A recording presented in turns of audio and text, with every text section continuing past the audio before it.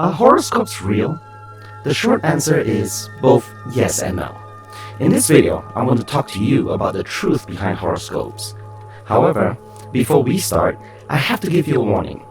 Despite me showing you how to use horoscopes for good, I want to warn you that in the end of the video where I will show you how to use it, there is a small number of people who will use my information to manipulate other people. I urge you not to do that. While it is very dangerous information, it can also be used for good as well. Manipulating people is a dangerous act with dangerous vibrations you will be attracting. If you are one of those people, I suggest to turn this video off. Otherwise, stay to the end and I will show you.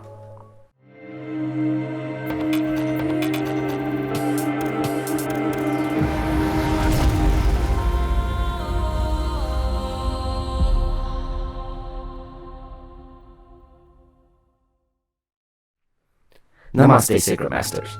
I'm Dr. Aiwas Ukehi, Shadow Work NLP Manifestation Coach, and I'm here to help you with your shadow work and manifesting questions, as well as give you tips on new ways you can practice your self-growth. So don't forget to subscribe for Grabovio numbers on Tuesdays, pick a card shadow work on Thursdays, and shadow work manifesting tips on Sunday. Today's topic is going to be controversial because it is based on beliefs. Horoscopes is a subject within astrology that some not only swear by, but also have made big businesses out of it. So in a nutshell, where do I stand on it? I believe that horoscopes are real only to the individual. For me personally, I'm biased. I'm biased because this Shadow Work channel is all about growing you as an individual and unique sentient being. Thus, I dislike the idea that your personality being categorized into 12 different levels based upon where you were born is real. A person born at the same time as you will not have the same unique personality as you. This is evident in Ivan Kelly's study in 1999 from the University of Saskatchewan, where he found out of 2,000 people under the same zodiac sign, born minutes from each other, showed no similar traits, even when they should. But the simple matter of fact is, the evidence is in our fingerprints. We are all unique down to this little digit. This channel is not about categorizing you. It is to elevate you to find your true, authentic, and unique self that stands out in the universe. That said, with my bias of helping you find your uniqueness out of the way, can horoscopes be true? The answer is also yes. But how? Let's take a step back to the time we were born. We were born unique sentient beings. We come into this universe ready to fulfill our purpose. But as we grow up, from our parents to our friends, we become influenced by society and culture. We are told what to do, what not to do in order to survive within our tribe. For example, in the Western world, being honest and outspoken is something encouraged in order to be accepted in society, while in the Eastern world, being quiet and keeping to yourself is a trait one must pick up in order to thrive. Thus, what you are told, you begin to collect this information, applying it into your life and forming what you call your personality. Now with horoscopes, if you believe they are real and you sincerely believe it is you, you begin to take on it as your personality. For example, a Leo can be seen as loud, majestic, generous, big-hearted, yada yada. You could see these traits and agree with it, take on them, and thus forming your personality. This is why generally people do take on traits within their horoscope signs. So in that way, horoscopes are real. The way that horoscopes aren't real is that those traits that belong to your sign were taken in by you. They were not given to you at birth. When you were born, you are unique. So whether or not horoscopes are real is up to you. But know that you're not limited to it. That's why we have shadow work. Shadow work is taking traits within us and changing them, usually negative ones. But what if shadow work can be used for positive traits too? What if being an extroverted Leo is not really your personality and deep down you enjoy being an introvert more? Being an extrovert can be a positive trait, and so is an introvert. But if being an introvert is your true authentic self, don't look at horoscopes to define you. Only you define yourself. Horoscopes are different from personality tests like the Myers-Briggs test or the Enneagram test because horoscopes is something that others define of you that you personalize. Personality tests expose traits within you. Horoscopes don't. So, why do so many people swear on horoscopes? Because it does work. They see it work on others. And the truth is, it will. As I said before, if you read it and believe in it, then it's real. If you're looking for a personality trait in someone because they are a Gemini, you're gonna find it. It's confirmation bias. This is when you seek out evidence based upon your beliefs and theories. And you will find it. Just as you can see wrong with people, you can also see right with them.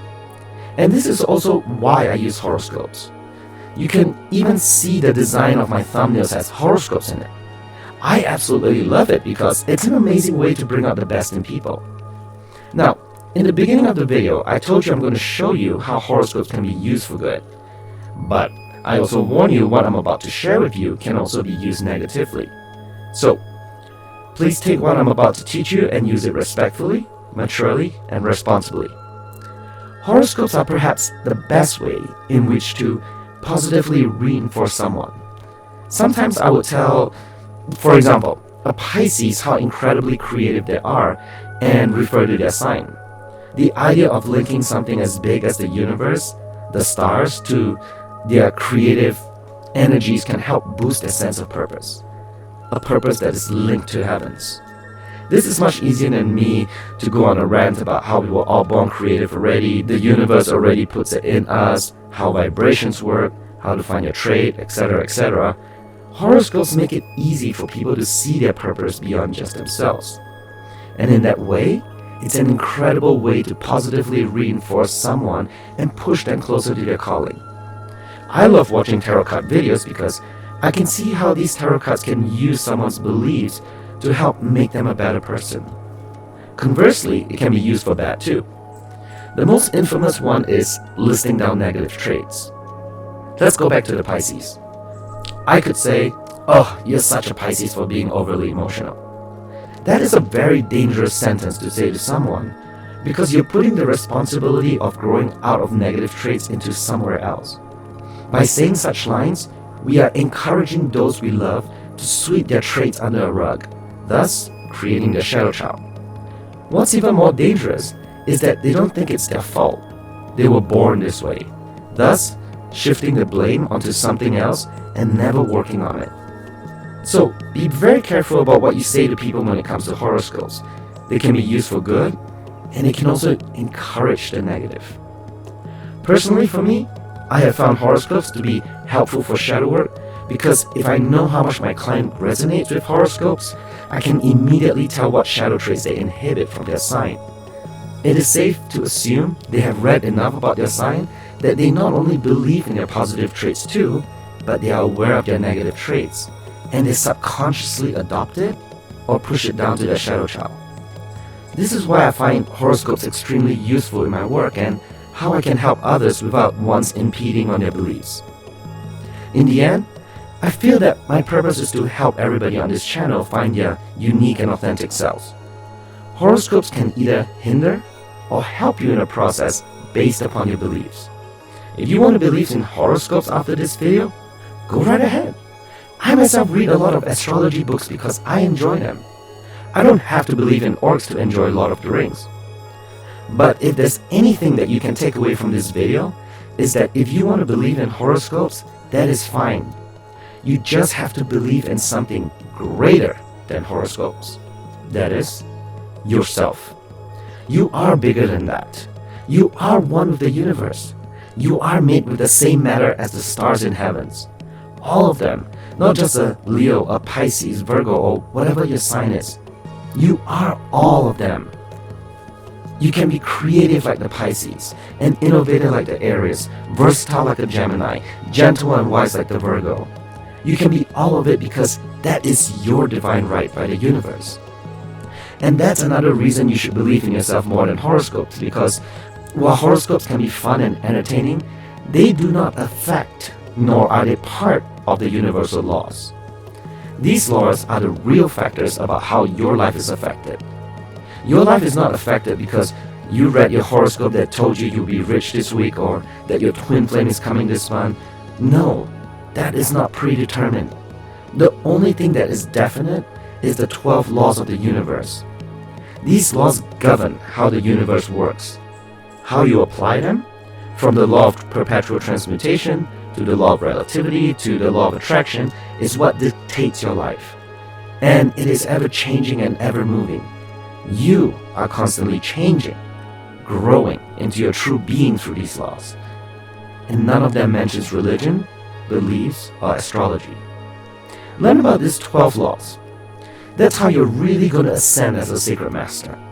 You can watch my videos on these 12 laws. It's about half an hour long, but study those laws.